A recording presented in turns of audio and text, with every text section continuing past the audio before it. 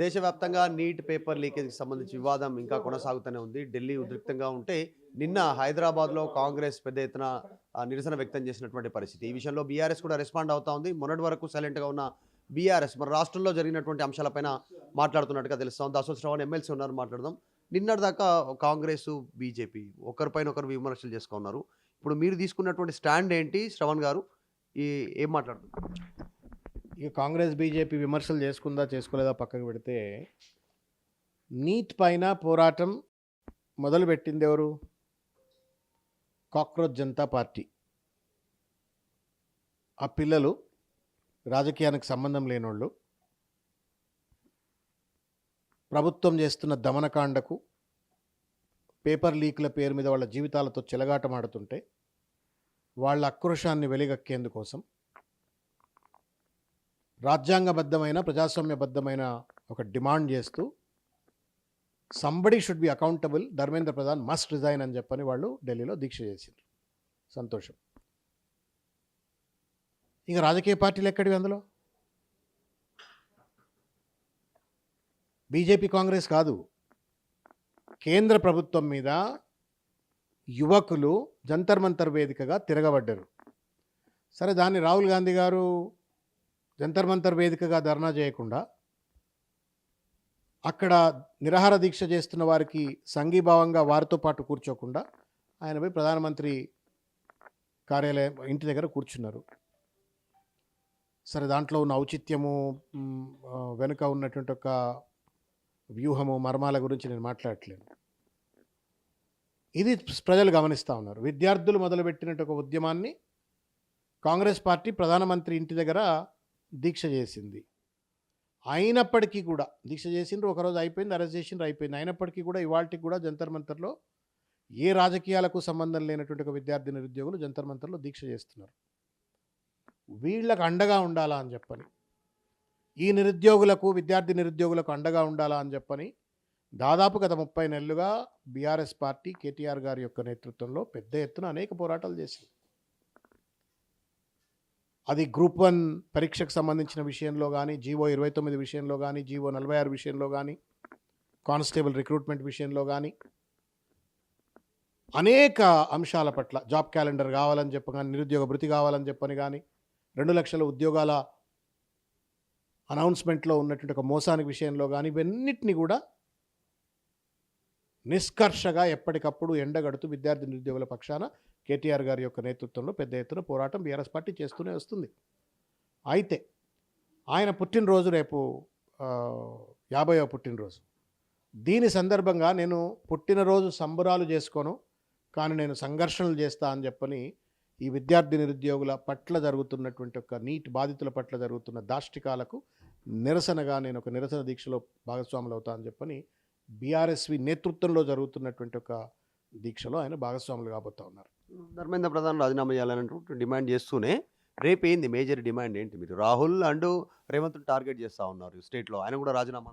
Target ఏంటి sir? Target ప్రజలు చేస్తున్నారు. బీఆర్ఎస్ పార్టీ చేసేది టార్గెట్. ఇప్పుడు రెండు తప్పు. ఇప్పుడు ఒక నీట్ పరీక్ష నిర్వహణ వైఫల్యం తప్పిదం కదా, తప్పిదమే కదా.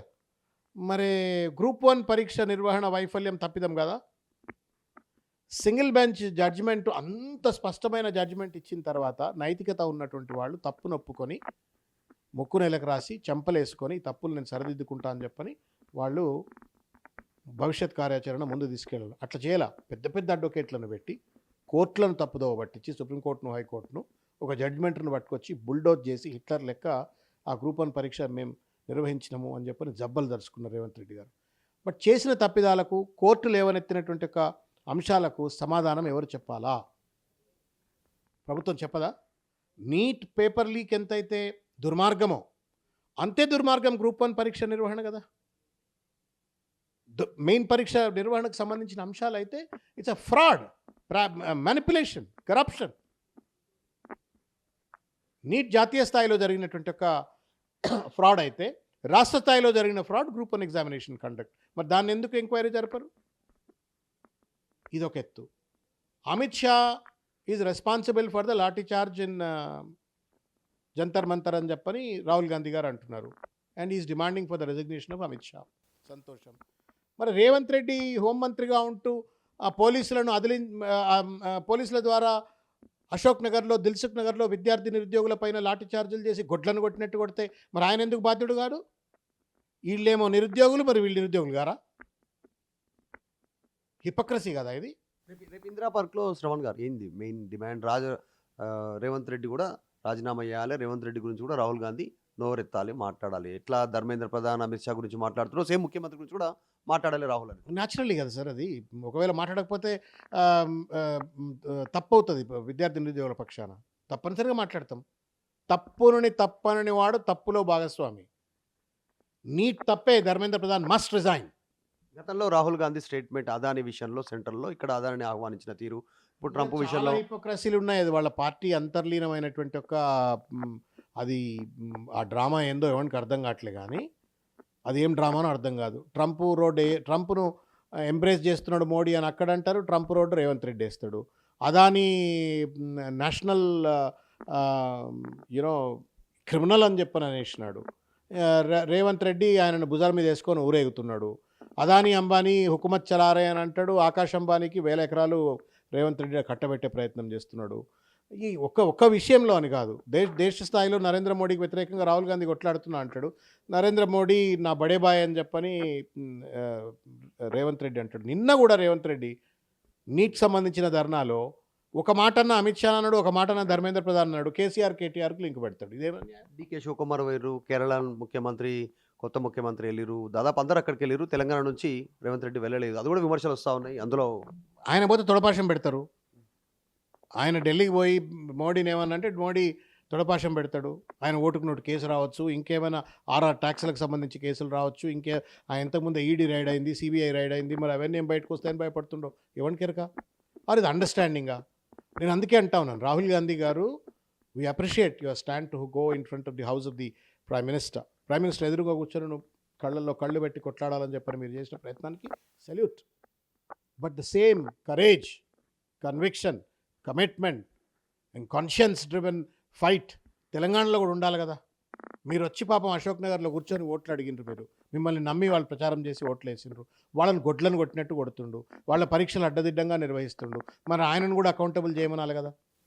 ధర్మేంద్ర ప్రధాన్ రాజీనామా చేయాలా, రేవంత్ రెడ్డి కూడా రాజీనామా చేయాలా, అమిత్ షా రాజీనామా చేయాలా, హోంమంత్రిగా రేవంత్ రెడ్డి కూడా బాధ్యత తీసుకొని రాజీనామా చేయాలా. ఇది న్యాయబద్ధమైన డిమాండ్. దున్నపోతు మీద నీళ్లు పడ్డట్టు వ్యవహరిస్తే నేను ఎవడి మాట అయినను, నేను హిట్లర్ను, నేను సీతయ్యను అని చెప్పని రేవంత్ రెడ్డి గారు అనుకుంటే తగిన సమయంలో తగిన రీతిలో ప్రజాస్వామ్యబద్ధంగా ప్రజలు కర్రు కాల్చి వాత పెడతారు. బట్ తప్పనకపోతే తప్పులో భాగస్వాములు అవుతాం. కాబట్టి ప్రజాస్వామ్యబద్ధంగా, రాజ్యాంగబద్ధంగా, నిరంతరంగా ఒక అంకుశం లెక్క అటు కేంద్ర ప్రభుత్వమైనా రాష్ట్ర ప్రభుత్వమైనా చేసిన తప్పిదాలను, అది బీజేపీ అయినా కాంగ్రెస్ అయినా చేసిన తప్పిదాన్ని తప్పనిసరిగా ఎండగడతాం. రేపు కూడా ఎండగడతాం. దేశవ్యాప్తంగా నీట్ విషయంలో వస్తున్నటువంటి ఆందోళనకు మద్దతు ఇస్తూ ఉంది బీఆర్ఎస్. విద్యార్థులు చేస్తున్నటువంటి దానికి సపోర్ట్ చేస్తూ ఉన్నారని చెప్తూనే, మరి తెలంగాణలో గ్రూప్ 1 విషయంలో జరిగినటువంటి విషయంలో కూడా రాహుల్ క్వశ్చన్ చేయాలి. గతంలో అదానీ, అంబానీ, తర్వాత ట్రంప్కి సంబంధించిన విషయంలో ఇద్దరు వ్యవహారాలు ఎట్లా డిఫరెంట్గా ఉందో ఇప్పుడు తెలంగాణలో కూడా ప్రస్తుతం అట్లే ఉంది. ఇక్కడ అన్ని చర్యలకు రేవంత్ రాజీనామా చేయాలనేటువంటి డిమాండ్ రేపు బీఆర్ఎస్ తెరపైకి తీసుకుపోతా ఉంది ఇందిరా పార్క్ దగ్గర, ధర్నా దగ్గర. వీడియో జర్నలిస్ట్ జాఫర్తో మధు మల్కేడ్కర్, హైదరాబాద్.